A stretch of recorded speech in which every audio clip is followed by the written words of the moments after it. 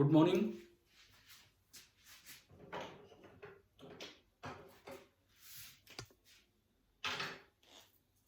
तो आज हम अपनी शुरुआत कुछ सीपीपी डिस्कशन से करेंगे।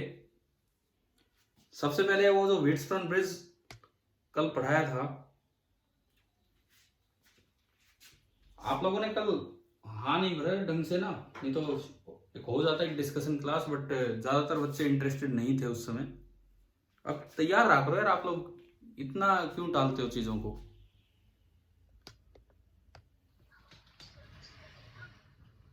क्या? चलिए ठीक है, तो हम आगे बढ़ते हैं।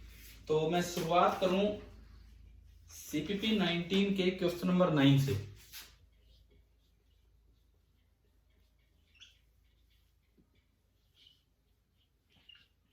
सीपीपी नंबर 19 क्वेश्चन नंबर 9 किस कॉन्सेप्ट पे बेस्ड था ये वाला सवाल?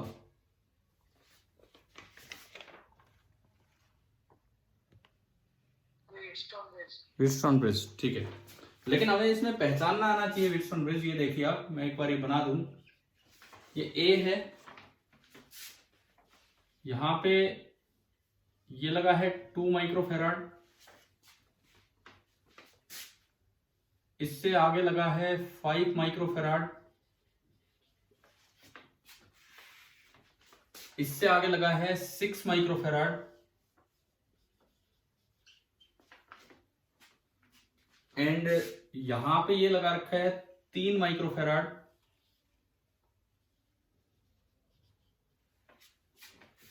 और यहां पे ये लगा रखा है 4 माइक्रोफेराड। इस तरह का ये अरेंजमेंट है। ये आपका हो गया 4 माइक्रोफेराड। एक तो पूछा इसने कि इक्विवेलेंट कैपेसिटेंस बताओ बिटवीन ए एंड बी। तो चलिए हम शुरुआत करते हैं यहां से। इसका आंसर है 10/3 माइक्रोफेराड। ए हो गया क्या आपका ये? Yes sir. ठीक है, ऊपर क्या हो गया सर। ठीक है, लेकिन फिर भी मैं इसको थोड़ा एक्सप्लेन करता हूं, डिस्कस करते हैं चीजें। एक तो ये कि आप पहचाने कैसे यहाँ पे व्हीटस्टोन ब्रिज। ये ए है। आप लोगों को यार वैसे बोला गया होगा ना कि अपने वीडियो ऑन कीजिए, मैसेज भी डाला गया होगा। कर रखे हैं क्या?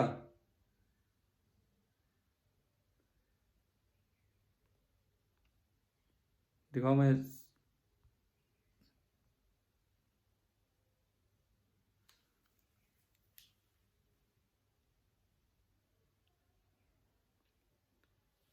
हाँ जी निखिल कुमार, आप तो पता नहीं किस मॉल के बाहर खड़े हैं।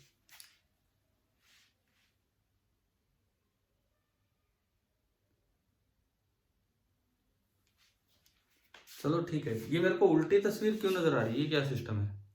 कुछ मेरे रखने में प्रॉब्लम है क्या इधर? चलो देखो, तो इधर इसको आगे बढ़ाते हैं। ये ए है, ये बी है। आप अपने टर्मिनल्स पहुंचाइए आगे। लेट दिस बी ए, ये भी ए है, ये भी ए है, यहां तक ए आया, रुक गया ए। ये बी चल के आया, यहां तक बी आ रहा है, और ये बी भी रुक चुका है। तो अगला टर्मिनल मैं बी से आगे आया तो this let it be C. Connecting wire जब तक चलेगी टर्मिनल सेम चलेगा, ये सी। एक और हिस्सा रह गया, सी से आगे आप गए, let this B D. Connecting wire पे हर जगह सेम। अब ये बताओ, क्या क्या सभी को नाम मिल चुके हैं? क्या सभी कैपेसिटर के पास टर्मिनल आ चुके हैं? Yes sir. है ना, सभी कैपेसिटर्स के पास टर्मिनल आ चुके हैं। कितने टर्मिनल बने हैं? 4, ए बी सी और डी। ए देख के बताओ, ए कितने टर्मिनल से जुड़ा हुआ है? ए जो है वो, हाँ जी 2 से। बी कितनों से जुड़ा है? उधर से 2। सी कितनों से जुड़ा हुआ है? सी 1 2 और 1 3, और डी 3। तो हमें ये याद आ जाना चाहिए कि भाई 2 2 3 3 जो होता है, 2 2 3 3, वो क्या होता है? एक 2 2 3 3, ये याद करवाया था ना कि इस तरह की कोई अरेंजमेंट आएगी तो वो एक व्हीटस्टोन ब्रिज होगा। Yes sir. ठीक है, अब बैलेंस है कि नहीं है उसके लिए हमें इसे स्टैंडर्ड फॉर्म में कन्वर्ट करना होता है। सुनो, स्टैंडर्ड फॉर्म में कन्वर्ट कैसे करते हैं सुनिए।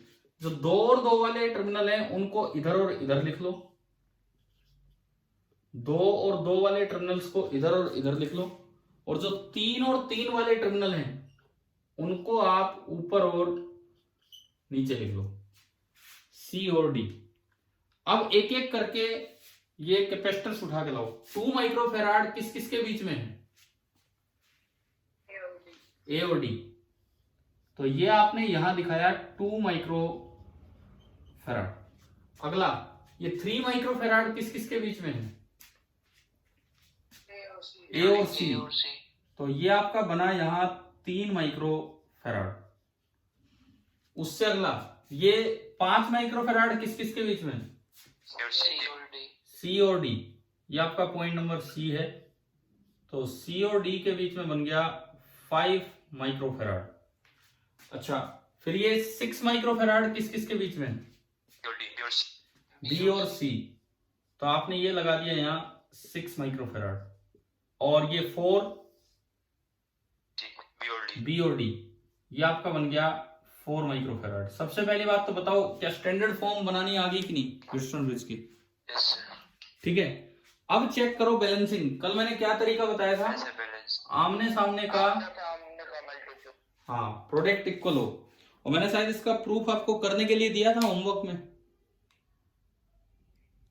या नहीं?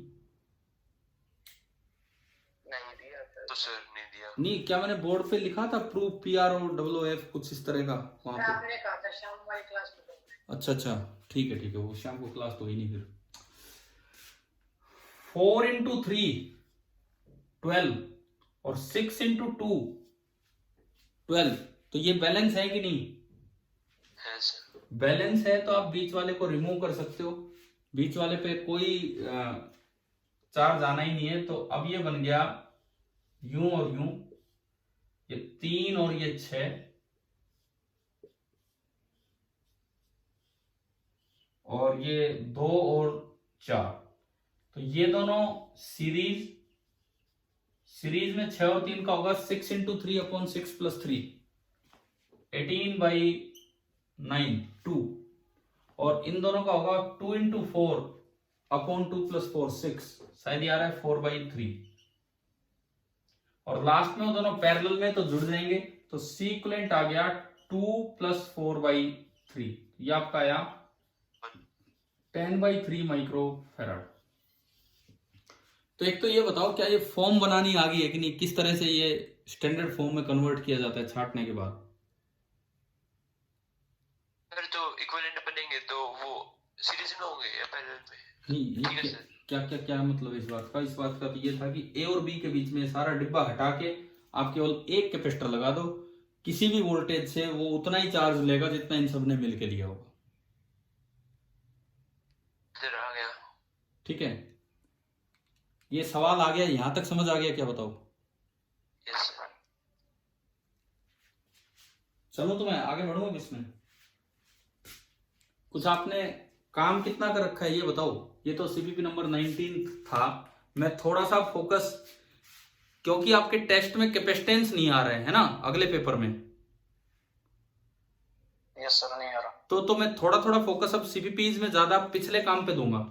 सीपीपी में कैपेसिटेंस पे भी रोक रहा हूं, कुछ कुछ काम कर लेंगे, लेकिन ये आगे बाद में ले लेंगे। पहले हम पीछे वाला काम, जैसे आपने देखा हो तो मैंने एक एक्सरसाइज स्टार्ट की जो पिछले काम को रिवाइज करवा रही है आपके सीपीपीज में, है ना? कल शाम को जो डिस्कस होना था, क्या वो अटेम्प्ट कर रखा है क्या आपने? ये बताओ। Yes sir. तो आज मैंने मैसेज कर दिया था आपको शायद पहले ही कि भाई हम वो कर लें, वो सीपीपी डिस्कशन कर लें, और आपको उसके बाद अगला सीपीपी भी मिल चुका है। ठीक है, वो अटेम्प्ट कर लेना। लेकिन अभी हम पहले सीपीपी नंबर 20 स्टार्ट करते हैं। बताओ करें कि ना करें? बताओ, आप कर रखा है तो करें हम स्टार्ट। सर 1 मिनट नोट कर ले। ओहो, ये दोबारा दिखाऊं क्या था यहाँ? ना सर, वो तो हो गया। ठीक है ठीक है।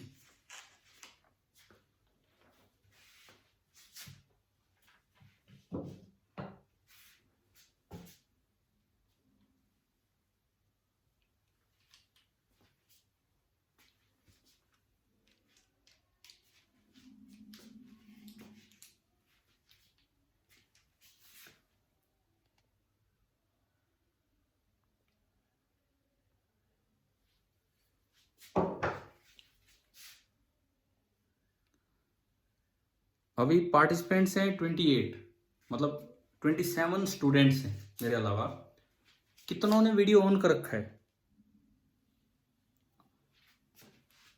जैसे मैं किसी से बोलता हूँ तो एक बार अपनी झलक दिखा के हाँ जी भाई देख लो, फिर दोबारा ऑफ कर देते हैं। कितनों ने वीडियो ऑन कर रखा है दिखाओ।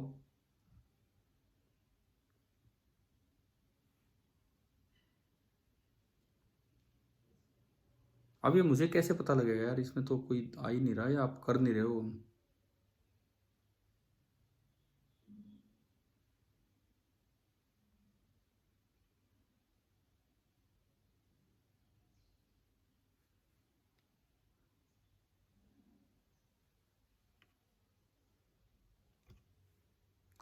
अब मैं देख रहा हूँ, एक सेकंड, जस्ट आपके नाम ही ले रहा हूँ मैं। निखिल कुमार आप नज़र आ रहे हैं मुझे।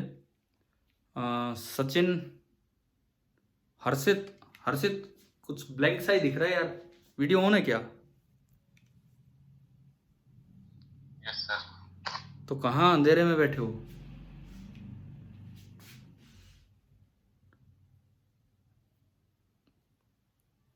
नेक्स्ट है शुभम। चलो कोई नहीं, मैं बढ़ूँ आगे, नोट हो गया हो तो। Yes sir. ठीक है, ये वीडियो ऑन रखना, लगातार ऑन रखना है यार, हम भी तो बीच बीच में ऑफ थोड़ी करते हैं वीडियो, आप ढंग से पढ़िए। अब विवेक कुमार तो पता नहीं कौन सी कंट्री में घूम रहे हैं।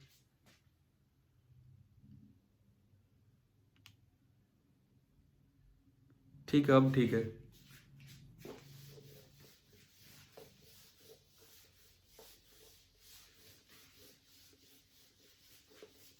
हम थोड़ा थोड़ा कैपेसिटेंस भी आगे बढ़ाएंगे, लेकिन डिस्कशन इनका जारी रखेंगे, ये जो चीजें चल रही हैं इन चीजों का।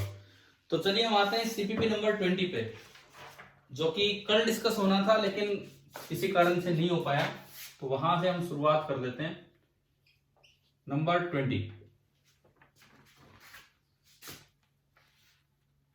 पहले मैं आंसर्स आपको बताऊं। क्वेश्चन नंबर 1 आंसर है -80। हाँ भाई, आ गया आपका -80? Yes sir. Yes sir. ठीक है, वो यूनिट तो इसने सवाल में लिखी हुई है कि माइक्रो कूलम में, तो इसीलिए मैं यूनिट नहीं लिख रहा हूं। क्वेश्चन नंबर 2 आंसर है 3। हो गया होगा? ठीक है। क्वेश्चन नंबर 3 मुझे लगता है शायद करवा रखा था ये तो।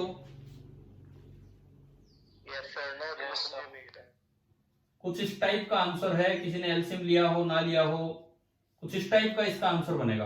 वो कोई 2 बाहर रखता है, 2 बाहर रखता है, तो 2 से अलग अलग डिवाइड करके भी आप आंसर लिख सकते हो, जैसे भी आपने जो आज जो सीपीपी दी है उसमें भी इसका यूज है क्वेश्चन के बीच में। हाँ, तो देख लेना, उसमें बिल्कुल करना इसका। क्वेश्चन नंबर 4 हो गया क्या, बताओ? 9। भाई देखो, इन सीपीपीज को मैंने एक मैसेज दिया आज आपको उस नए असाइनमेंट में कि भाई आप वेट करते रहा करो कि कब सीपीपी आएगा, ये दिमाग में रहेगी तभी कुछ मन करेगा हाँ पढ़ने का। ठीक है ना? देखो मैंने आपसे एक और दिन बोला था कि मैं एक्सरसाइज पूरी इकट्ठी भी दे सकता हूं आपको, मैं जानबूझ के नहीं दे रहा हूं, समझ गए हो ना? उसमें एक साथ दिखेंगे 100 सवाल, पता नहीं आप करोगे नहीं करोगे अटेम्प्ट। मैं तो आपको दिन का लिमिटेड होमवर्क दे रहा हूं, करते नहीं तो आप ढंग से काम। Yes sir. ठीक है, तो इसी तरह चलने दीजिए अपने सीपीपीज को। क्वेश्चन नंबर 5, ये यूं लगा लो कि एक अच्छा सवाल है, स्टार मार्क इस पे लग ही जाना चाहिए। हर असाइनमेंट में से अपने एक दो अच्छे सवाल तो अलग निकाल लिया करो, ताकि रिवीजन में वो तो रिवाइज करें। बताओ इसका आंसर बताओ। 3 न्यूटन। 3 आपका आ गया, आपने बाद में मैसेज किया था मुझे अंकित।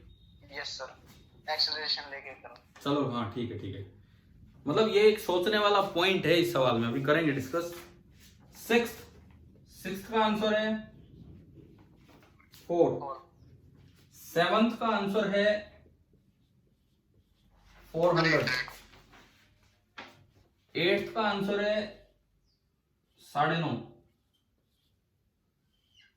8th भी एक अच्छा सवाल है। 8th में भी ढंग से वेक्टर सम के बारे में आपको सोचना है कि क्या है क्या नहीं। क्वेश्चन नंबर 9th एक फॉर्मूला बेस्ड क्वेश्चन है। 9th का क्या आंसर है? 3 आ रहा है सर। 3, हाँ ठीक है। 10th 8। आप समझ गए, इंटीजर बेस्ड टाइप ये एनटीए टाइप एक्सरसाइज ज्यादा है ना। 11th का आंसर 2, ठीक है। 12th 1 and last 13th 2। अंकित आपके तो सारे सवाल हो गए शायद। Yes sir. चलो ठीक है। हाँ भाई डाउट्स लीजिए, ओनली डाउट्स। किसमें डाउट है वो बताएं। 1 से 5 में बताओ properties of charge and Coulomb's law में कहां कहां प्रॉब्लम है। एक मिनट, 5th तो है ही, उससे पहले 5th से पहले भी कोई पूछ रहे हैं। 4th, ठीक है। क्वेश्चन नंबर 4 देखिए। 6 charges are kept at the vertices of a regular hexagon as shown in the figure। आपने 6 चार्ज इस तरह से रखे हुए हैं, ये आपके 6 चार्जेस हैं। यहां पे प्लस क्यू चार्ज है, यहां पे भी क्यू चार्ज है, यहां पे 3q चार्ज है, यहां पे -4q चार्ज है, यहां पे -3q चार्ज है, और यहां पे -2q चार्ज है, और सेंटर पे रखा है कैपिटल Q। ये है force applied by plus Q on plus Q is F। इसने इस पे जो फोर्स लगाया है वो आपको दिया गया है F, वो F दे रखा है। Then the net force acting on plus Q, तो इस पे कितना फोर्स लग रहा होगा वो आपको बताना है। NF है तो N की वैल्यू बतानी है। चलिए देखिए, अगर इसने इस पे F लगाया तो इसने भी इस पे F तो लगा ही दिया होगा बाय न्यूटन थर्ड लॉ। एक का फोर्स हो गया हमारे पास। हाँ जी, पहले का फोर्स आ गया, बताओ। इस एक का फोर्स हो गया। अब देखो सेंटर पे है तो जितनी ये डिस्टेंस उतनी है, तो सब में K Q Q बाई ये जो F है ना F, ये तो ये बना K capital Q Q by A square. अगर ये दूरी A है तो ये तो ये बना। अब देखो दूसरा फोर्स, ये भी लगाएगा इतना ही, बिल्कुल इतना ही। हाँ जी बताओ, बिल्कुल इतना ही लगेगा कि नहीं, K Q Q by A square.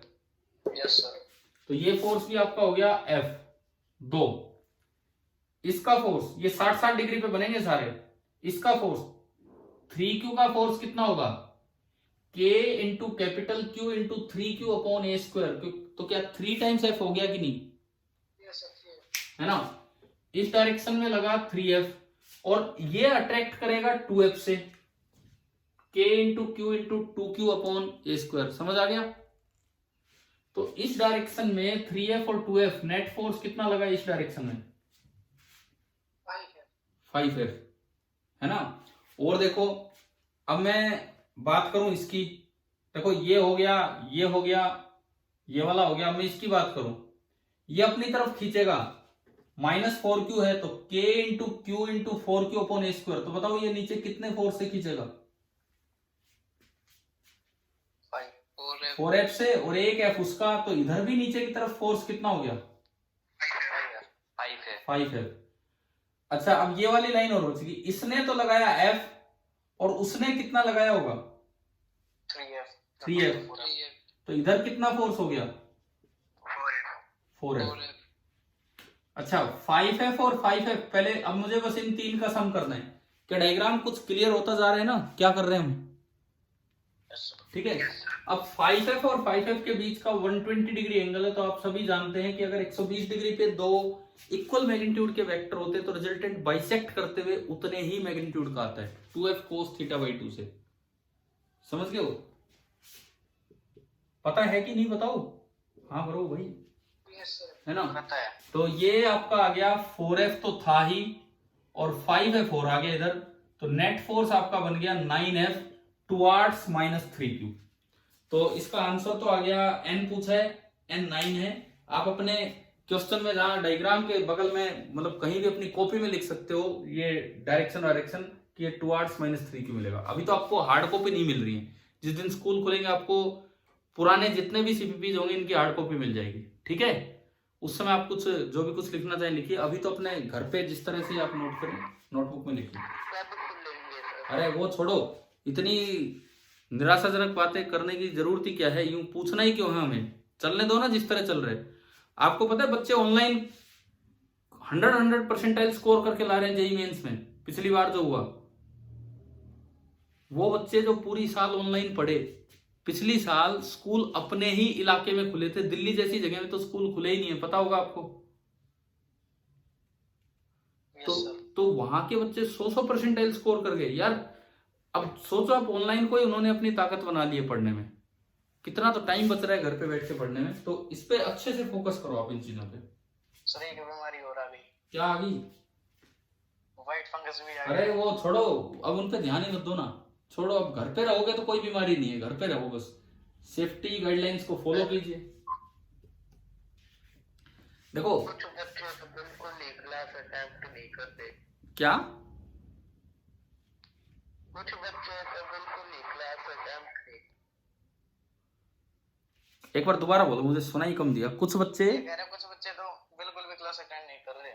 आपकी सेक्शन से भाई मैं तो यही कहूंगा, ये डेली में देखता हूं इसमें, जैसे अभी मैं एक बार दोबारा से पार्टिसिपेंट्स पे जा रहा हूं, 27 हो गए, थोड़ी देर पहले 28 थे। मतलब मान लो चलो 25, उन्होंने सपोज 25 बच्चे अटेम्प्ट कर रहे हैं क्लास। हैं कितने बच्चे आपकी क्लास में, आपके सेक्शन में? 30 के आसपास है शायद। 30 के आसपास हैं। तो 4-5 बच्चे अटेंड नहीं कर रहे हैं। मेरी तो उनसे भी अपील है, आप अगर वीडियो भी देखते हैं तो कम से कम लाइव आए तो वो ज्यादा बेटर है, ठीक है? नहीं तो करते हैं हम पता कौन है कौन नहीं है। चलिए अभी तो हम इस काम को आगे बढ़ाएं, और थोड़ा सा यार जोश में रहो ना। आप ये बीच बीच में क्यों बीमारियों की बातें करते हो, इसमें चलने दो इन कामों को। क्या सीपीपी करने में मजे नहीं आ रहे क्या, ये बताओ?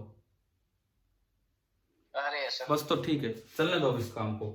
ये हो गया हमारा क्वेश्चन नंबर, आपने पूछा था 4th। 5वें पे चलूं मैं या उससे पहले कोई और डाउट है? सेकंड वाला और बता दो। सेकंड वाला, ठीक है।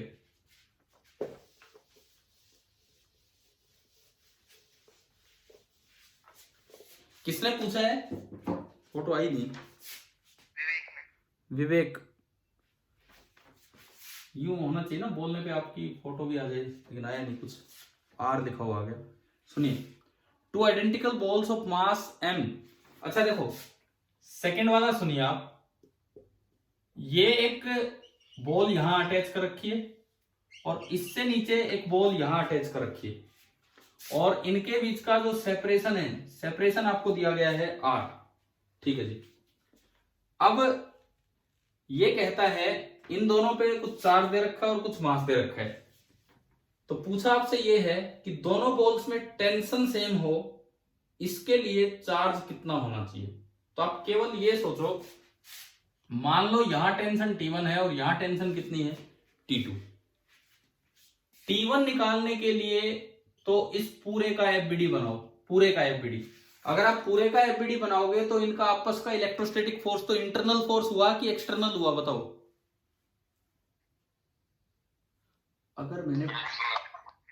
अगर मैंने पूरे का एफबीडी बनाया इकट्ठा इन दोनों का, तो इनका आपस का जो इलेक्ट्रोस्टैटिक फोर्स है वो इंटरनल फोर्स है कि एक्सटर्नल? इंटरनल। तो वो कभी नहीं शामिल करते हैं। तो केवल नीचे लग रहा है 2mg और ऊपर लग रहा है T1। तो हमारी पहली इक्वेशन बनी T1 is equal to 2mg। बस फिर मुझे T2 निकालने के लिए तो केवल एक का एफबीडी बनाना होगा। तो मैं इस पे आया, इस पे एक फोर्स तो ऊपर है T2, एक फोर्स नीचे लग रहा है mg खुद का वेट, और एक फोर्स ऊपर वाले का रिपल्सिव kq² बाई जो भी डिस्टेंस है उसका स्क्वायर, और ये रेस्ट पे है। तो दूसरी इक्वेशन क्या बनेगी, T2 is equal to mg plus kq² by r²। अब बताओ T1 और T2 अलग अलग निकालने आ गए, है ना? उसके बाद according to the question T1 is equal to T2। तो आप अगर इनको बराबर करोगे तो एक mg से एक mg कट जाएगा और ये बचेगा kq² upon r² is equal to mg, और यहां से q आ गया mg r² बाई k और पूरे का अंडर रूट। अब बताओ वैल्यू पुट कर लोगे कि आगे करके दिखाऊं? ठीक है। क्या अब हम चले 5वें पे या उससे पहले कोई और डाउट है? हो गए होंगे अब तो। क्वेश्चन नंबर 5th पे आते हैं। भाई कितने बच्चों का ये आंसर आया जो यहां आंसर दिया है मैंने? मेरा एक तो अंकित, और बताओ। अच्छा, कितने बच्चों का आंसर 2 आया ये और बताओ मुझे। 2 आप हैंड रेज कीजिए। 2 जिनका आंसर आया, मैं देखता हूं फिर यहां से। विवेक कुमार 2, अंशु, चंचल, अक्षय, मतलब ज्यादातर का जिन्होंने अटेम्प्ट किया सबका 2 आया। और मुझे लगता है अंकित आपका भी शुरू में 2 आया था। Yes sir. है ना? तो आप मान के चलो कि एक ऐसा ऑब्जेक्टिव क्वेश्चन है जो पक्का नेगेटिव मार्किंग करवा देगा। बिकॉज अगर एमसीक्यू बन के आएगा तो 100% एक ऑप्शन तो 2 देंगे वहां पे। 100% एक ऑप्शन तो 2 देंगे और वो 2 में फिर गड़बड़ हो जाएगी। देखो, थोड़ा सा कॉमन सेंस इसमें यूज करनी थी। 2 charge balls are connected by an inextensible thread of 3 meter. First part of the exercise, पहले 5 सवालों में बेस्ट क्वेश्चन आप मान सकते हो। ये दोनों बॉल्स के बीच की दूरी है 3 मीटर। दोनों का मास दे रखा है 2 kg एंड 1 kg। मान लो जैसे ये 1 kg है एंड सपोज ये 2 kg, ये लिया। चार्ज 2 kg पे तो है 20 माइक्रोकूलम, इस पे चार्ज है 20 माइक्रोकूलम और इस पे चार्ज है -100 माइक्रोकूलम। ये है what minimum constant external force F must be applied to the ball of mass 1 kg। इस पे कम से कम कितना फोर्स लगाएं ताकि थ्रेड ढीला ना हो। Neglect gravity and friction. ना कोई फ्रिक्शन है ना कोई ग्रेविटी है, इन चीजों को इग्नोर करना है। सबसे पहले तो ये बताओ इनके बीच में अट्रैक्टिव फोर्स कितना लग रहा है? Coulomb force F electric K Q1 100 into 10 to power -6, Q2 20 into 10 to power -6 upon distance का स्क्वायर 3 का स्क्वायर 9। 9 से 9 गया 9 और 2 11 और 1 12 और 12 से 12 गया, यानी कि F इलेक्ट्रिक कितना आया? 2 न्यूटन। तो अब देखो आप लोगों ने किस तरह से इसका जवाब दिया है, सुनिए। ये खींच रहा है 2 न्यूटन से, ये इसको खींच रहा है 2 न्यूटन से। 1 न्यूटन 1 kg पे कितना मैं एक्सटर्नल फोर्स लगाऊं कि ये रस्सी ढीली ना हो? यार आपने ठीक है अपनी तरफ से ठीक किया, आपने एक पे ही ध्यान दिया, इस पे बाहर लगा दिया F एक्सटर्नल और इसको रेस्ट पे कर दिया और आप लोगों ने जवाब दिया F एक्सटर्नल बराबर 2 न्यूटन। ठीक है, इसको रेस्ट पे कर दिया, क्या वो रुक जाएगा? हाँ भाई, इसको रेस्ट पे करने से अब थोड़ी देर वो बच्चे बोले जिनका गलत हुआ है, इसको रेस्ट पे करने से क्या ये रुक जाएगा? No sir. तो आप इसको यहां रोके रखो, रस्सी तो ढीली होगी ना, ये तो इधर चल के आ रहा है, तो क्या रस्सी ढीली होगी कि नहीं होगी? तो अब कैसे, अब बताओ कि कैसे हम किस तरह से कौन सा केस लें कि मिनिमम फोर्स कितना लगाएं। इन्होंने लिखा होगा हाँ मिनिमम कांस्टेंट फोर्स कितना लगाएं कि रस्सी ढीली ना हो। मैं ये हटाऊं एक बार, ये वाली कैलकुलेशंस। हाँ जी, हो गया ना ये कुछ तो नोट? Yes sir. ठीक है, देखो मिनिमम फोर्स कितना लगाएं। तो मान लो इस रस्सी में टेंशन है T, सपोज इस रस्सी में टेंशन T है, कुछ भी टेंशन है, इस पे तो एक ही फोर्स लग रहा है T और तो कोई लग ही नहीं रहा है इधर की तरफ, और सॉरी एक ही लग रहा है 2 न्यूटन और एक ही T लग रहा है। तो इस पे न्यूटन लॉ लगाओगे तो बनेगा T + 2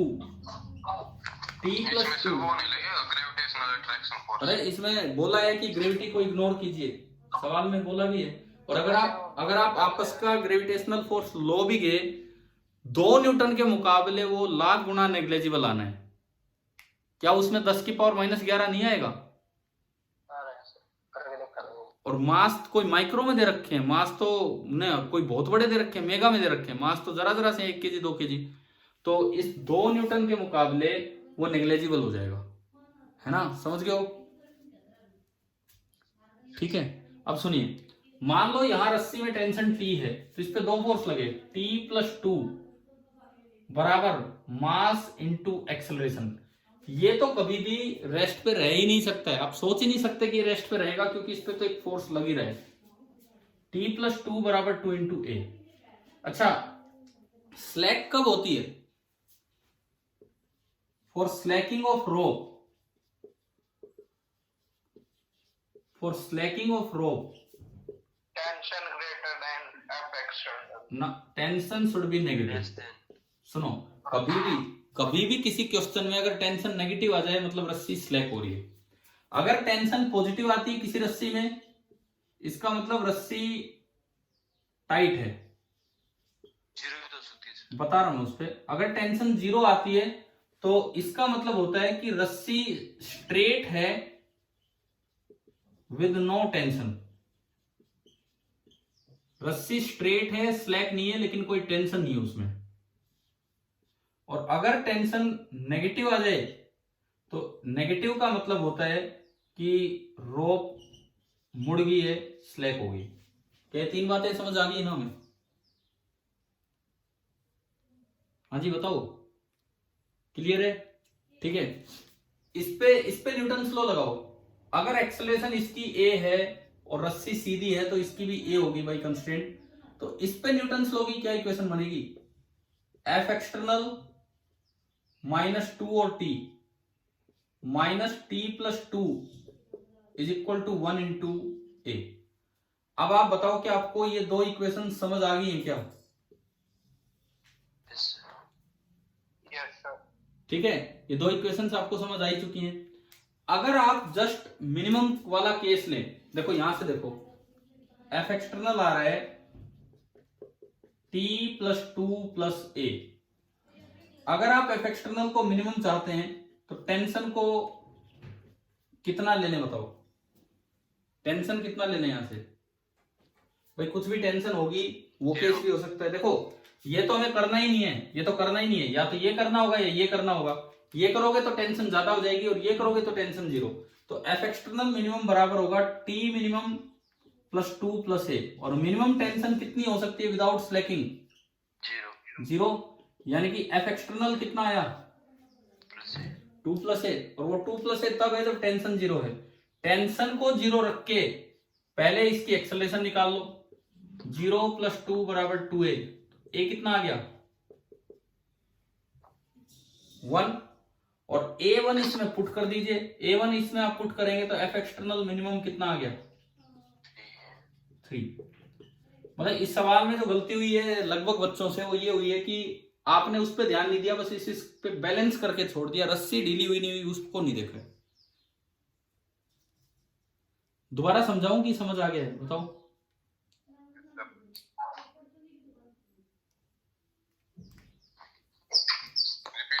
रिपीट करता हूं मैं एक बार दोबारा से रिपीट कर देता हूं मिटा के। देखिए, हमसे पूछा गया है कि रस्सी ढीली ना हो उसके लिए एफ एक्सटर्नल की मिनिमम वैल्यू क्या होगी। तो रस्सी अगर ढीली ना हो तो इसमें दो केस बनते हैं, या तो टेंशन पॉजिटिव हो या फिर टेंशन कितनी हो? 0। टेंशन पॉजिटिव हो तब रस्सी टाइट भी रहती है। टेंशन 0 है तो रस्सी टाइट तो नहीं है लेकिन वो ढीली भी नहीं है, वो स्ट्रेट है। और टेंशन नेगेटिव है तो ये होगी। तो टेंशन या तो पॉजिटिव हो या 0 हो, ये केस बनते हैं हमारे इस क्वेश्चन में। अब मैंने एक सिंपल सा डायग्राम बनाया। अगर रस्सी स्ट्रेट है तो इसकी एक्सेलरेशन ये होगी तो इसकी भी ए ही होगी, तभी रस्सी स्ट्रेट रह सकती है। और इधर एक्सेलरेशन क्यों मानी? क्योंकि इस पे तो केवल अट्रैक्टिव फोर्स एक ही लग रहा है 2 न्यूटन, और रस्सी भी केवल खींच सकती है, धक्का नहीं दे सकती। तो आपने इस पे न्यूटन लॉ लगाया, इक्वेशन बनी T+2 that is equal to 2A। एक बार ये बताओ, ये इक्वेशन समझ आई? हाँ भाई, क्लियर है ना ये वाली इक्वेशन? तो T+2 is equal to 2A। ठीक है, इस पे आप आओ।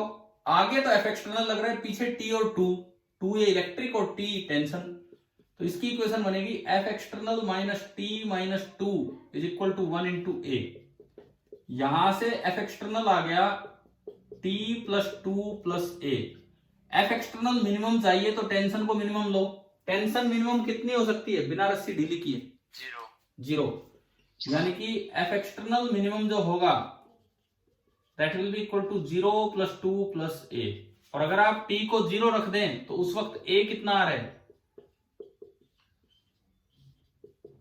a कितना आ रहा है भाई। जब रस्सी में कोई टेंशन ही नहीं होगी तो इस पे a की फोर्स है 2 न्यूटन, 2 केजी इसका मास है, तो a आया 1 और a1 आपने वापस पुट किया तो F मिनिमम कितना रखना पड़ेगा, 3 न्यूटन। आप इससे ज्यादा लगाओगे तो भी वो साथ साथ चलेगा, रस्सी ढीली नहीं होगी, लेकिन तब रस्सी में टेंशन भी आ जाएगी। इससे कम लगाओगे तो वो साथ नहीं चलेगा, इसकी एक्सेलरेशन कम होगी, उसकी ज्यादा होगी और रस्सी ढीली हो जाएगी।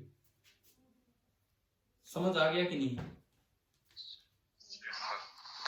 ठीक है, तो ना इन पांचों में तो एक अच्छा सवाल था, इसको अपने संभाल के रखना ताकि दिमाग में रहे आप ये कॉन्सेप्ट। चलो सर, हाँ बताओ।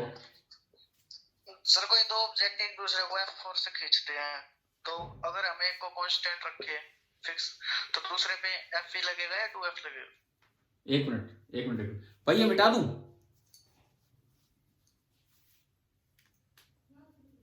Yes, sir.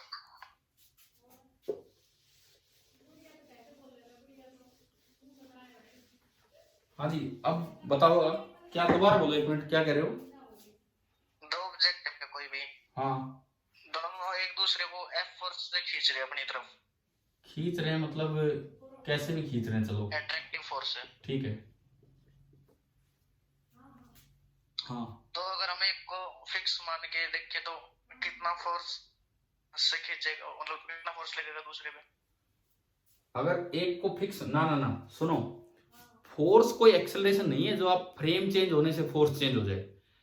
फ्रेम चेंज होने से फोर्स चेंज नहीं होता है, फोर्स रियल फोर्सेज होते हैं। हाँ, अगर आप न्यूटन लॉ कहीं लगाना चाहते हो तो एक एक्स्ट्रा शूडो फोर्स लगाना पड़ता है। तो ये सवाल थोड़ा सा अटपटा है, दोबारा बोलो अब आप क्या कह रहे हो, क्लियर कीजिए क्वेश्चन को। मेरे को कंफ्यूजन हो जाती है बीच में, जैसे पिछले क्वेश्चन में भी यही हुई थी क्या कि फोर्स 2F लगेगा या सिर्फ F लगेगा। ना, सुनो एक चीज दिमाग में रखो ना, फोर्स तो रियल होता है, फोर्स कभी भी ऑब्जर्वर पे डिपेंड नहीं करता कि इस पे कौन सा फोर्स लग रहा है। हाँ, अगर आपने नॉन इनर्शियल ऑब्जर्वर ले लिया तो एक एक्स्ट्रा शूडो फोर्स हमें लगाना पड़ जाता है, वो भी तब जब आप न्यूटन लॉ लगा रहे हो वहां पे, और कोई बात ही नहीं है। अब देखो जैसे ये वाला केस है, ये वाला केस है, ये वही तो केस है।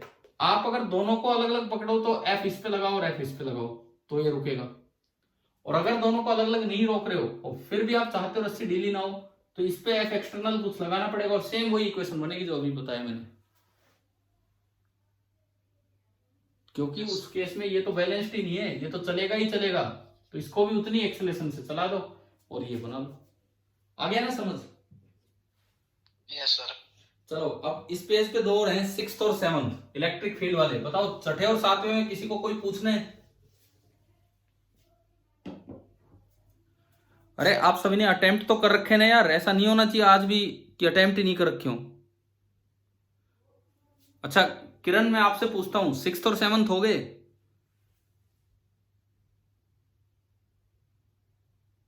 किरण यादव 6th और 7th हो गए हैं क्या? अंशु आप बताओ 6th और 7th हो गए हैं? Yes sir. ठीक है, किसी को डाउट नहीं है, मैं आगे बढ़ रहा हूं। 6th और 7th में कोई डाउट है नहीं। 8th बताओ, 8th।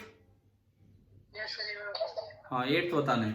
8th एक तरह से वेक्टर सम का है, 9:30 बजे। अब ये पहचानना होगा आपको कैसा है। 8th भी एक अच्छा सवाल है, हाँ मैंने लगाया इस पे स्टार मार्क। अरे ये जरूर पहचाना करो आप, रिवीजन के लिए यही सवाल काम आएंगे। किस किस का हो गया 8th, ये और बताओ मुझे। मेरा हो गया। हाँ एक तो अंकित, और बताओ और कोई भी अंकित के अलावा? मृगेश, ठीक है। चलिए अब देखते हैं इधर। ये कहता है कि ये क्लॉक पे कुछ नेगेटिव चार्ज आपने फिक्स कर दिए, जहां 12 बजते हैं वहां पे -12 क्यू चार्ज, और नीचे -6 क्यू, यहां पे -9 क्यू। सही लिख रहा हूं ना मैं? ऐसा ही है, हाँ। यहां पे -3 क्यू।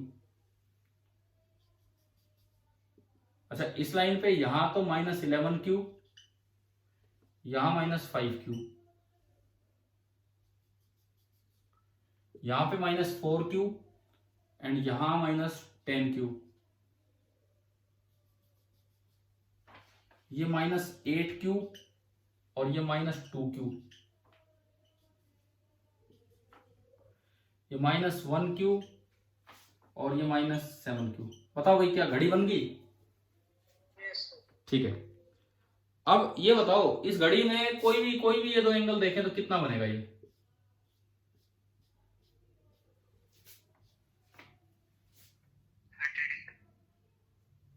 ये पूरा आपका 360 डिग्री बन रहा है। ठीक है, 1 2 3 4 5 6 7 8 9 10, तो 360 डिग्री के 10 हिस्से हो रहे हैं। कितना बना ये पार्ट? अब इसका तो जवाब देना पड़ेगा ना मैडम से। 30 की 36 कितना हो गए? बोलो, थोड़ा आवाज कम आ रही है। कैसे, क्या कहीं से माइक डाउन है कि इसमें? सर आपने 12 और 6 को ज्वाइन नहीं कर रखा इसलिए 10 अच्छा। लो, अब देखो, अब 2 पार्ट और बढ़ गए, तो अब ये हो गए 12 पार्ट। पूरा कितना? 360 डिग्री। 360 डिग्री में 12 पार्ट, तो कितने एंगल बने किन्हीं भी दो के बीच में? 30 डिग्री। ठीक है, अब इसमें पूछा क्या है, मैं एक बार पढ़ लूं सवाल। Assume that the clocks do not disturb the field. ठीक है, at what time does the R end points in the direction of electric field. थोड़ी घड़ी देखनी भी आनी चाहिए। ये कह रहे हैं कितने बजे होंगे जब जो आर एंड है, सबसे छोटी सुई जो है घड़ी की, वो electric field, net electric field की डायरेक्शन में हो, उस समय कितने बजे होंगे। तो इसके लिए आपको पहले तो नेट फील्ड निकालना आना चाहिए। नेट फील्ड किधर होगा, तब जाके मैं वहां पहुंच पाऊंगा। कैसे? देखिए, कोई भी आप पार्ट मानो, जैसे ये 12q है और ये 6q है। 6q अपनी तरफ फील्ड फैलाएगा, 12q अपनी तरफ। लेट E भी इक्वल टू KQ/A²। फिर दोबारा से मैंने इस दूरी को A मान लिया और E मैंने माना यहाँ पे KQ/A²। तो बताओ खुद की तरफ इधर कितना फील्ड हुआ? इधर 12E लिख सकता हूं मैं, 12E। बोलो भाई। और नीचे की तरफ कितना फील्ड होगा? नीचे की तरफ 6E। तो ऐसे हम सबके फील्ड लिख देते हैं, एक मिनट, ऐसे हम सबके फील्ड लिख देते हैं कि किधर कितने कितने फील्ड होंगे, और फिर उसके बाद केवल वेक्टर सम सोचना है। 12E ऊपर होगा, 6E नीचे होगा, तो इन दोनों का रिजल्टेंट कितना बना? ऊपर 6E ऊपर बचा। लो भाई, ये 2 हो गए, ये 2 हो गए। अगला इस लाइन पे देखते हैं, 11E ऊपर होगा और 5E नीचे होगा, 6E। इसके साथ 30 डिग्री पे 6E, ये 2 भी हो गए। अगले पे आओ, 10E इधर और 4E इधर, 6E और 30 डिग्री पे 6E हो गया। लो भाई, ये 2 भी गए। उसके बाद फिर से वही है, 9E इधर और 3E इधर, 6E। देखो ये इसका फायदा है, ये एक चीज को पहले E बोल दिया, उसके अकॉर्डिंग हम क्वेश्चन आगे बढ़ा रहे हैं। तो ये आपका 6E है। अगर बीच में किसी को कोई डाउट पूछना हो तो हैंड रेज करने की बजाय बोल दिया करो। मैं स्क्रीन की तरफ कम देखता हूं तो आप बोल दिया करो इधर। ये भी 2 हो गए। अगले 2 अगेन वही है, 8E और 2E। कितना बचा? 6E ही बचा। ये 2 भी हो गए। और लास्ट केस बनता है, इधर तो 7E और इधर 1E, तो अगेन ये नीचे की तरफ 6E। लो भाई, मतलब ये पूरा इतने फील्ड्स में रिड्यूस हो गया। क्लियर? यहां तक क्लियर है पूरा? अब देखो, ये एंगल 30 डिग्री, ये एंगल 30 डिग्री, ये एंगल 30 डिग्री। मुझे मैग्नीट्यूड से मतलब नहीं, मुझे डायरेक्शन से मतलब है। मैं एक बार घड़ी हटाता हूं यहां से, ताकि ये समझ में बने अब कि क्या है क्या नहीं।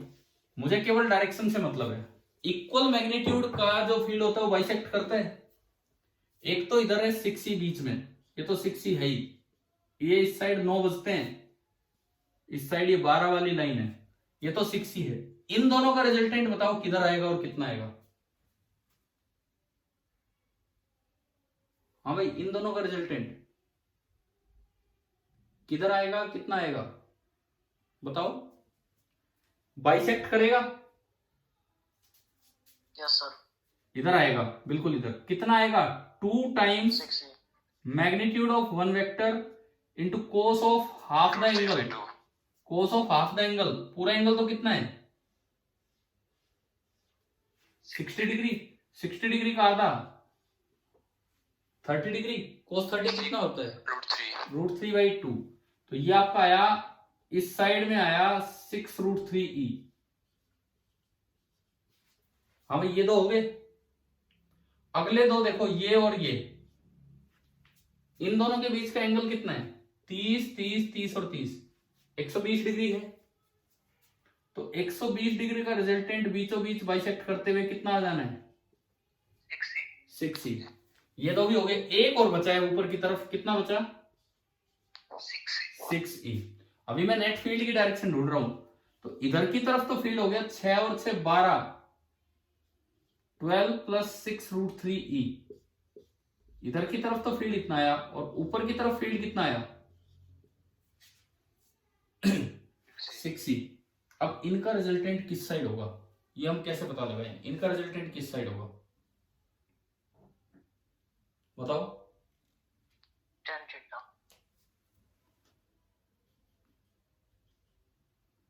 ये जो है, इनका रिजल्टेंट कहीं इधर होगा, इस साइड।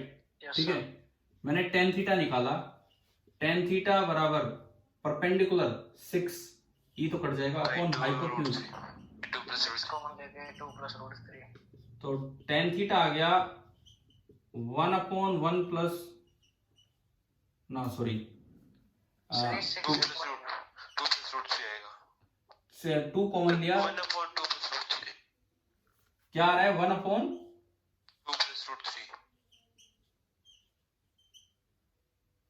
6 से डिवाइड किया, 2 प्लस सर यहाँ 3। 6 आएगा, आपने 2 लिख दिया। यार ये तो सही लिखा है ना मैंने, ये तो सही लिखा है। tan थीटा में आपने 2√3 लिख दिया। अच्छा ठीक है, ठीक है। tan थीटा जब करोगे तो 6 कॉमन आके कट जाएगा, ऊपर तो 1 और नीचे बनेगा 2 प्लस √3। कितना होता है ये एंगल? कितना होता है ये एंगल? 15 डिग्री। यहां से आपका थीटा आया 15 डिग्री। थीटा 15 डिग्री का मतलब है कि जो 10 वाली लाइन थी और जो 9 वाली लाइन है उसके बिल्कुल बीच में से। बीच में। और जो आर एंड जो होती है छोटी वाली सुई, वो बिल्कुल बीच में कब होगी? 9 और 10 के बिल्कुल बीच में। 9:30 बजे।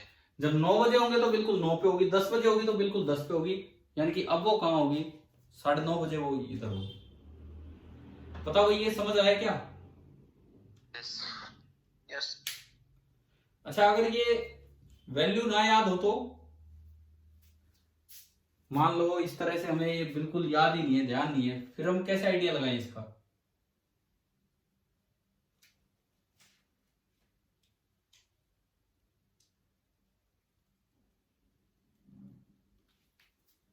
ऐसी वैल्यू उसकी होती है शायद। नहीं, और भी कोई तरीका है क्या? मैं तो ये देख रहा हूँ यहाँ पे। चलो ये तो आ गया ना, समझ आ गया ये वाला पार्ट। tan 2 से डर के निकाल लेंगे। चलो ठीक है ना, मैं हटाता हूँ इसको। मैं तो उसी में सीख रहा हूँ कि अगर रिजल्टेंट कहीं और बने। देखो एक और तरीका बताता हूँ आपको।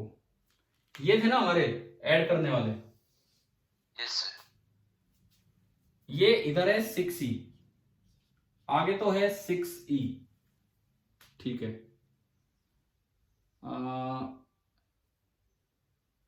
इसके अलावा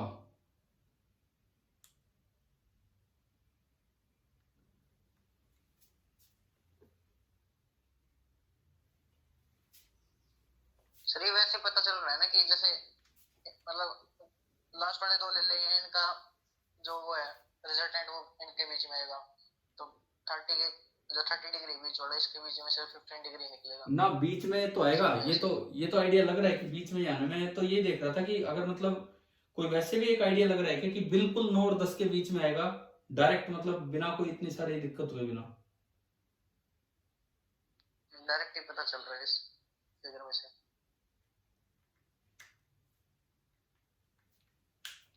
देखो इसमें देखो आप, एक तो 6C इधर है, ये वाला। अच्छा, 30, 30, 60, 30, 90 और 30, 120, इसको और इसको देखिए, इन दोनों का रिजल्टेंट किधर आएगा? 6C की तरफ। और ये दोनों इक्वल हैं, तो उनका रिजल्टेंट भी कितना आएगा ना? एंगल 120 डिग्री है, इस वजह से यही आएगा ना हमारा। Yes sir. समझ आया? देखो मैं आपको एक दूसरे तरीके से बता रहा हूं, बिना वैल्यू वो इतनी खतरनाक वैल्यू बजाए। एक 6C तो था इधर, और इसका रिजल्टेंट कितना हुआ? 6C हो गया। क्या 12 हो गया इस साइड? Yes sir. ये 9 बजे वाली साइड है। अब आप 10 बजे वाली साइड पे जाओ, एक 6C तो है पहले से, दिख रहा है ये, हाँ। और जो बच गए दो, इस 6C और इस वाले 6C के बीच का एंगल कितना है बताओ? 120। 120 है। तो बाइसेक्ट करते हुए 6C बनेगा। बाइसेक्ट करने का मतलब बिल्कुल इधर ही बनेगा। हाँ। तो ये भी 6C हो गया। अब देखो ना, 12E उधर, 12E इधर, तो रिजल्टेंट कहां आएगा? 30 डिग्री पे। बिल्कुल बीच में। मतलब मैं तो यही सोच रहा था कि इसको किस तरह से ऐसे देखा जाए कि भाई आप ठीक, आप नॉन मेडिकल के स्टूडेंट हो, आपको वैल्यूज भी थोड़ा बहुत याद है, मेडिकल वाले कई बार नहीं भी करते हैं वैल्यू याद, तो कुछ रिजल्टेंट इस तरह से सोचा जाए कि बिना वैल्यूज के भी पता लग गया। तो बताओ क्या इस तरीके से पता लगा कि नहीं? Yes sir. हाँ भाई, बाकी बच्चों को समझ आया कि नहीं? ये मैंने क्या बताया लास्ट में, इसी को ऐड करने का दूसरा तरीका दोबारा बताऊं कि आ गया समझ? ये वाला मेथड भी आ गया। ठीक है। चलिए आगे बढ़ते हैं। क्वेश्चन नंबर ये आपने पूछा था 9th। इसके बाद बताओ अगला डाउट बोलिए। 10th yes. देख लीजिए, 10th देख लीजिए।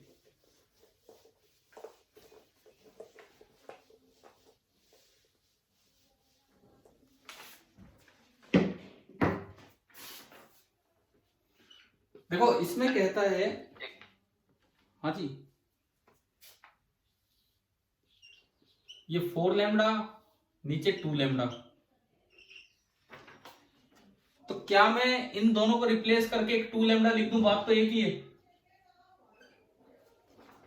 हाँ भाई बताओ, 4 लैम्डा ऊपर है, 2 लैम्डा नीचे, इन दोनों की वजह एक 2 लैम्डा लगा दो, बात तो एक ही है ना।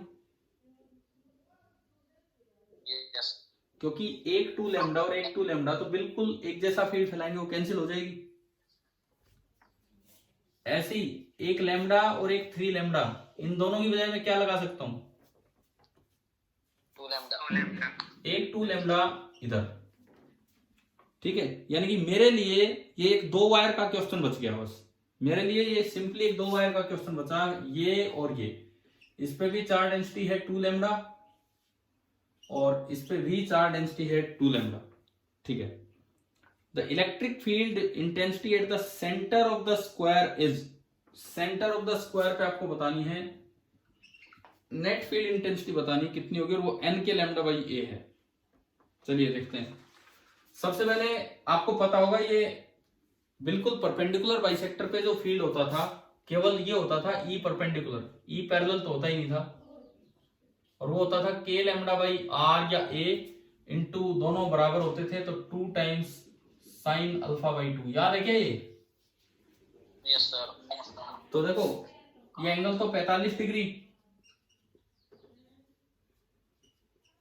तो इसका जो फील्ड होगा परपेंडिकुलर डायरेक्शन में होगा। कितना होगा? 2k लैम्डा बाई r, ना r नहीं, कितनी कोई लेंथ दे रखी है a, लेंथ a है तो ये आधी लेंथ कितनी होगी? a बाई 2, और into sine of 45 degree, sine of half angle, ये साइन 45 डिग्री कितना होगा बताओ? 1 बाई रूट टू। रूट 2 से रूट 2 गया, तो ये आपका आया 2 रूट 2 के लैम्डा बाई ए। ये फॉर्मूला तो याद है ना? आप इसको थीटा वीटा लिखते थे तो थीटा ले लो, जो भी लिखते थे आप, ठीक है। सिमिलरली इसका फील्ड होगा इधर की तरफ, इतना ही, सेम ही तो सिचुएशन है। क्लियर हो गया? तो इन दोनों का नेट फील्ड कितना आ रहा है? 2√2 k लैम्डा बाई ए इधर और 2√2 k लैम्डा बाई ए इधर, तो इन दोनों का रिजल्टेंट बताओ आप। √2 टाइम्स हो जाएगा, स्क्वायर करके ऐड करोगे 4 लैम्डा बाई तो √2 टाइम्स हो जाएगा। तो 2√2 k लैम्डा बाई ए को √2 से मल्टीप्लाई किया, कितना आया? 4 lambda by 4k lambda by A. इसमें क्या पूछा है? n k lambda by A. Answer क्या है इसका? 8 है ना, आंसर तो 8 है। ये 4 कैसे बन गया? देखो linear charge density length L है,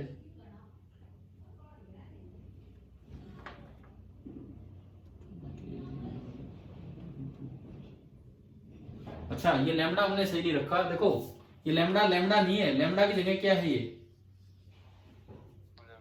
2 लैम्डा, लैम्डा की जगह ये 2 लैम्डा है। तो यहाँ जो आपने फॉर्मूला लगाया है उसमें इस लैम्डा की वैल्यू एग्जैक्ट पुट करनी होगी, तो 2 लैम्डा पुट करना होगा। ठीक है, ये भी एक गलती है जो एग्जाम में बचना है जिससे।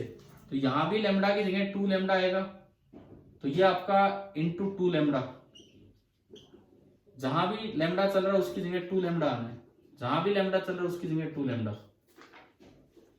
तो क्या आंसर बन गया लास्ट में? एन कितना आ गया आपका? 8। समझ आया कि नहीं आया बताओ? Question number 10। ठीक है, अब भाई आगे बोलो। 11, 12, 13 3 सवाल बचे हैं, इनमें कोई डाउट?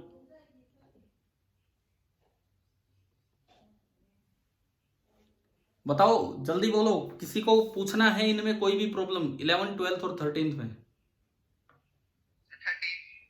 13।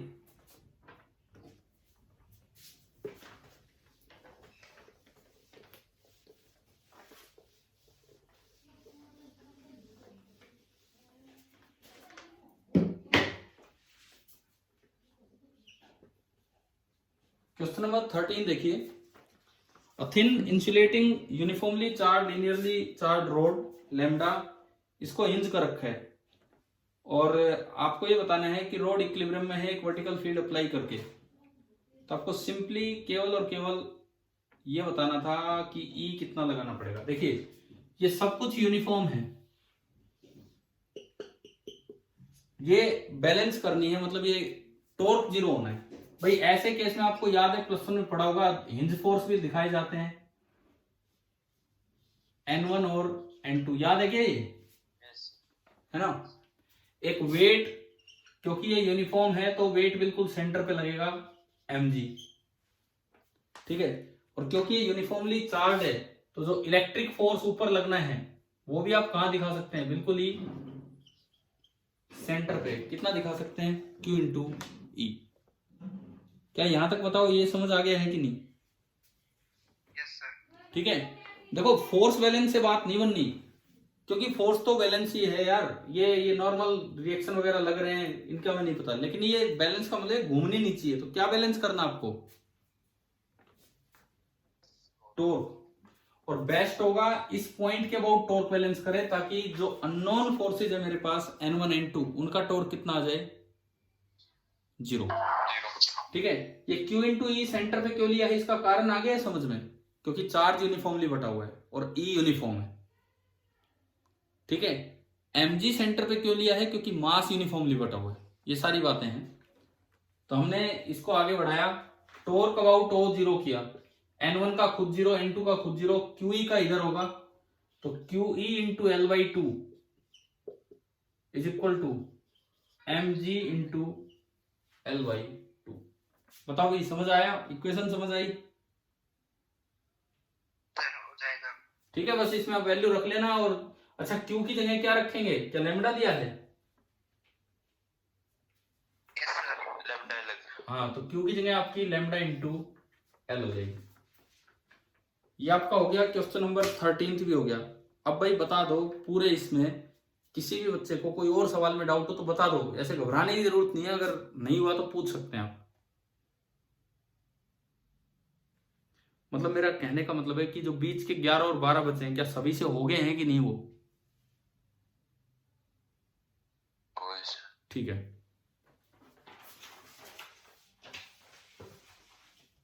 इन सीपीपीज को आप ढंग से करते रहो, अपने आप रिवीजन हो रहे हैं ना ठीक ठाक इनसे, इनके थ्रू। Yes sir. ठीक है, टॉपिक दोबारा रिवाइज करवाने का कोई मतलब नहीं होता है, कि क्वेश्चंस आप करते चलें और उनको रिवाइज करते चलें। अब जो अगला जो सीपीपी आप ट्राई करना, उसमें है क्वेश्चन नंबर 14 से लेके और 25 तक। 25 तक। हाँ, तो ये अपना ट्राई करना। अभी शाम तक तो आपकी क्लासेज हैं। हाँ।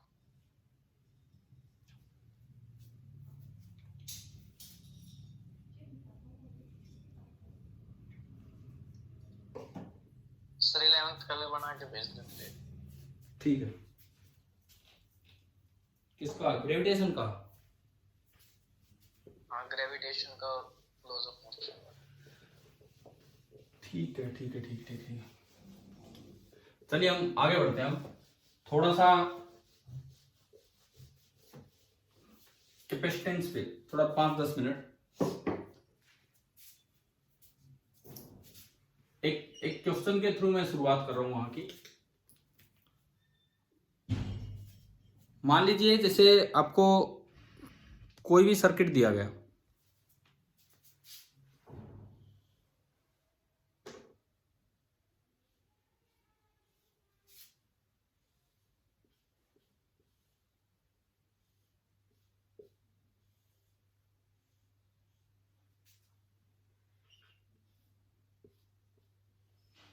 बीच में कोई बैटरी दी गई है,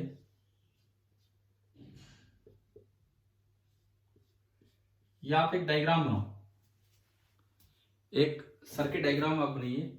एक बैटरी दी गई है 10 वोल्ट की, यह आपको दे रखा है।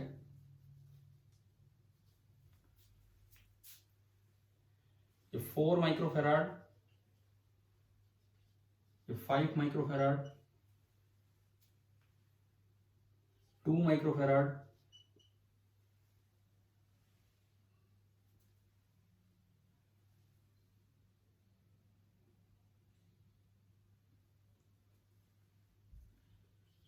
8 माइक्रोफेराड, 10 माइक्रोफेराड, ये दिया है। Find the charge supplied by the battery.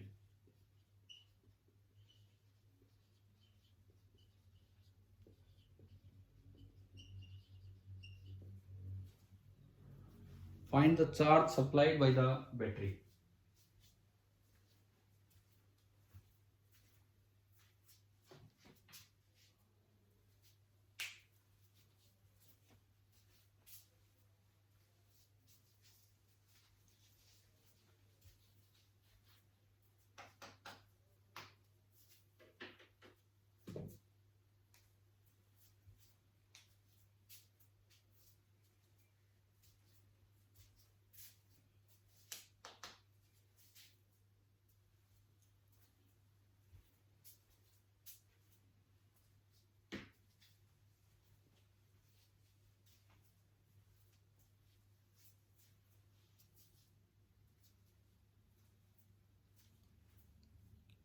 Series parallel कुछ नजर आ रहा है?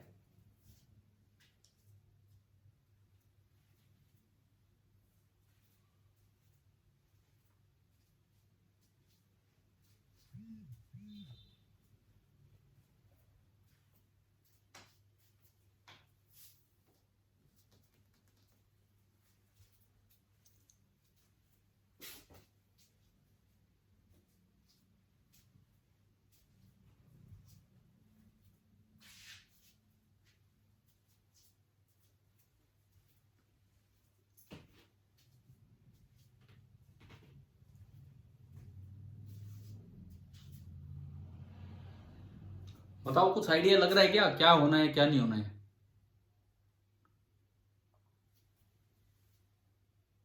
कर रहे हैं सर।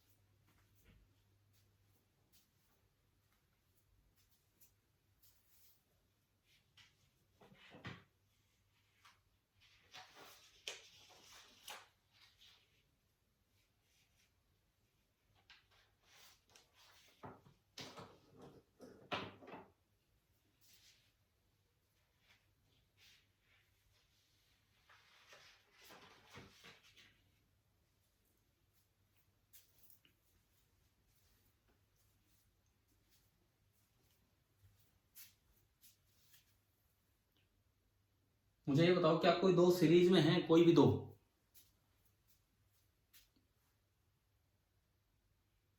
हाँ भाई, क्या कोई भी दो सीरीज में है?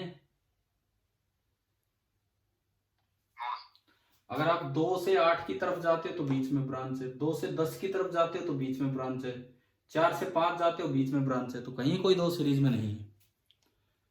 अब कोई दो पैरेलल में है, वो देखने के लिए आपको टर्मिनल्स के नाम डालने पड़ेंगे। करवाऊं मैं start? Yes sir. Sir 2 microfarad वाला काम कैसे करना? सर 180/3 क्या? 180/3 देखते हैं। मैंने कल ही बताया था कि हम वैल्यूज बस यूं ले लें। देख लेते हैं क्या आएगा। हो सकता है आप सही हो, मेरे पास कोई आंसर नहीं है, मैं तो एक सोच समझ के वैसी वैल्यू दी है। देखिए अब ऐसे में आपको टर्मिनल्स के नाम डालने चाहिए। बैटरी के पास शुरू में लिख लिया करो ए और बी। अब ए कहां तक आ रहा है, पहुंचाएं, रुक गया, ए की जगह नहीं आ गई। बी कहां तक आ रहा है, पहुंचाए, रुक गया, बी की भी जगह नहीं है। ए से क्रॉस करके एक नया टर्मिनल बोल दो सी, रुक गया, आगे जगह नहीं है। सी से क्रॉस करके एक नया टर्मिनल बोल दो डी।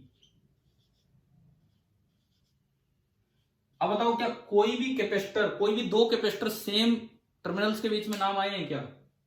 कोई भी दो?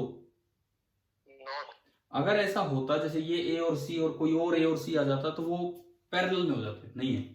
अब चेक करो अपना कितने टर्मिनल बने, 4।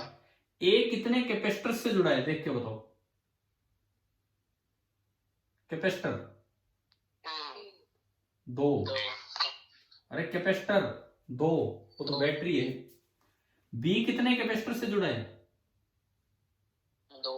2। सी कितने कैपेसिटर से जुड़ा है, 3। और डी 3। क्या ये 2 2 3 3 फिर से मिल गया? Yes sir. क्या होता है 2 2 3 3? तो मैं आपसे यूं बता रहा हूं, मैं वही टॉपिक कंटिन्यू कर रहा हूं। बीच में सीपीपी डिस्कस हो गया, लेकिन वो डब्ल्यूएसबी चल रहा था। आपको पहचानना आना चाहिए सर्किट में, समझ गए हो ना? अब इसको स्टैंडर्ड फॉर्म में कन्वर्ट करना पड़ेगा, ये देखने के लिए कि बैलेंसिंग है तो हटाएं कुछ। स्टैंडर्ड फॉर्म में कन्वर्जन का तरीका मैंने बताया था। जो 2 2 वाले हैं उनको तो इधर और इधर लिखो, और जो 3 3 वाले हैं उन टर्मिनल्स को ऊपर और नीचे। हाँ भाई, आ रही बात समझ में? Yes sir. अब एक एक करके उठा के लाते हैं। ये किसके बीच में है, 2 माइक्रोफेराड, तो ये यहां लगा दो 2 माइक्रोफेराड। ये बताओ ये किस किस के बीच में है, बी और डी। यहां लगाया आपने कितना, 8। ये किस किस के बीच में है, B and C. B and C के बीच में यहां आपने लगाया 10। ये किस किस के बीच में है, A and C. A and सी यहां आपने लगाया 5। और ये किस किस के बीच में है, ए एंड डी। यहां आपने लगा दिया 4। अब बैटरी लगाओ, बैटरी कहां लगानी है, किस किस के बीच में बैटरी, ए की तरफ पॉजिटिव, बी की तरफ नेगेटिव, 10 वोल्ट की बैटरी। क्या बताओ आपने एक सर्किट को आसान सर्किट में कन्वर्ट कर लिया कि नहीं? अभी बताइए, समझ आया यहां तक? अब अगला काम क्या बैलेंस्ड है? उसमें नहीं पता लगता क्या है क्या नहीं, इसमें पता लगता है। 5 × 8 40, 4 × 10 40, यानी कि ये बैलेंस्ड है। अगर बैलेंस्ड है तो आप इस बीच वाले को रिमूव कर सकते हैं, ठीक है। रिमूव करते ही ऊपर दोनों सीरीज में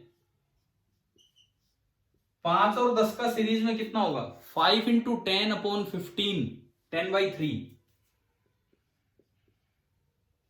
और नीचे वाले जो दो हैं 4 इंटू 8/12, 8/3,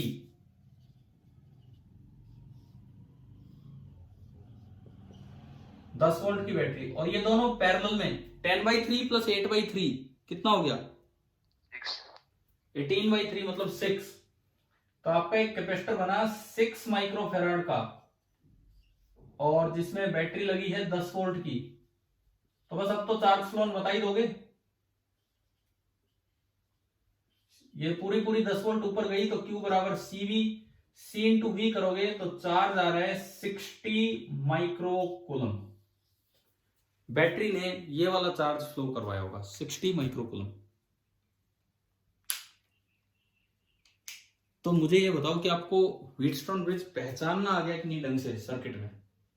यस सर। ठीक है,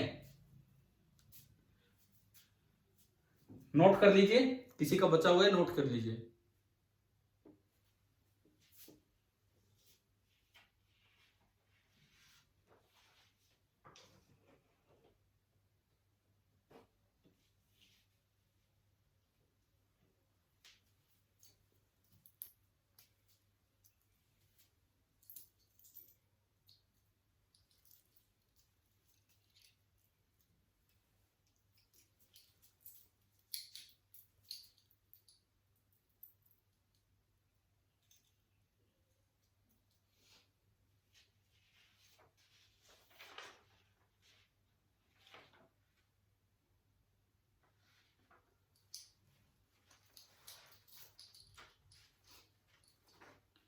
ये जो सब्जेक्टिव एक्सरसाइज दी जा रही है आपको अभी, ये उस पर्पज से जो इंटीजर टाइप क्वेश्चन आने हैं, समझ गए ना, उनमें ऑप्शन थोड़ी आते हैं।